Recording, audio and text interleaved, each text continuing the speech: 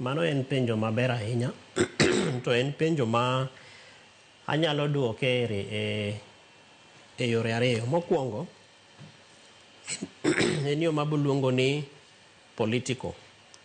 To mar ariyo, en gima bruluongo ni technical. Koro political en nikech kisomo chik mar CDF machon gi NG-CDF, to ok ine kama jaod bura ni donje. Masa moro wabende wapenjore ni to ang'ono momiyo jood bura gi omako gini malich kama. Dang' obed nikech nyinge ma en Constituency Development Fund, kose dang' bed ni nitiere interests moko ma iluongo gi dho ngere ni conflict of interest ma jabura nyalo bedo godo. To king'iyo cases mosedhi e doho ma mheshimiwa wachogi, ng'enyne mano eme kama iyude strength of the case kata of the petition. Ni jaod bura ni ento role mare e fund ni en ang'o, nikech kaki wacha dieri katiba marwa ok no envision ni jaod bura dhi engage gi weche mag omenda mechanism minyalo luong ni implementation, ni koro bende ong'iyo kaka pesa gi tiyo e yo mobende otudre gi pesa gi. Ting'e ni chon jo od bura ne wuotho ga nyaka gi checkbook. Ma kodhi kata e liel kamoro to wacho ni udwaro skul ka, to segolo checkbook osendiko.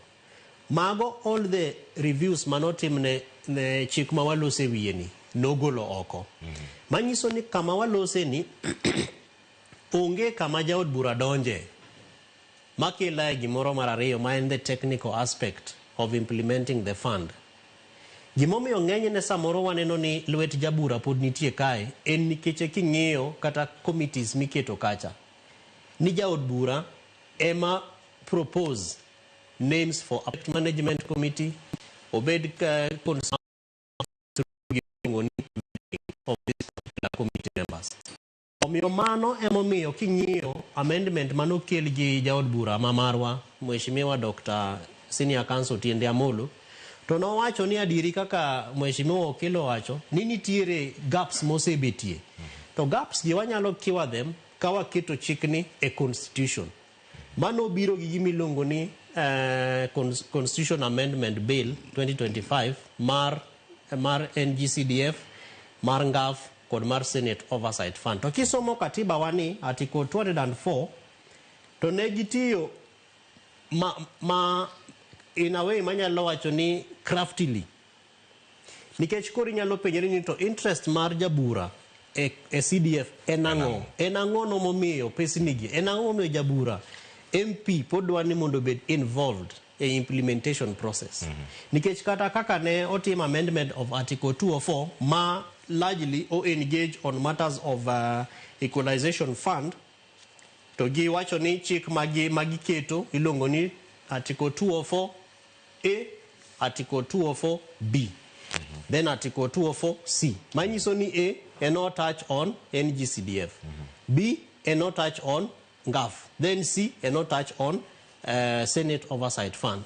To kata pod king'iyo chike mabende siro chik mar NG-CDF no, to pod lwet mjumbe okwane kama donje. Omiyo part of the concerns ma japiny dware ni mondo bed godo en ni to ere kaka wanyalo jiwo duondwa mar mondo weche mag CDF gi obed ma address the interest of not the political class, but gibed ma address the interest of the citizen.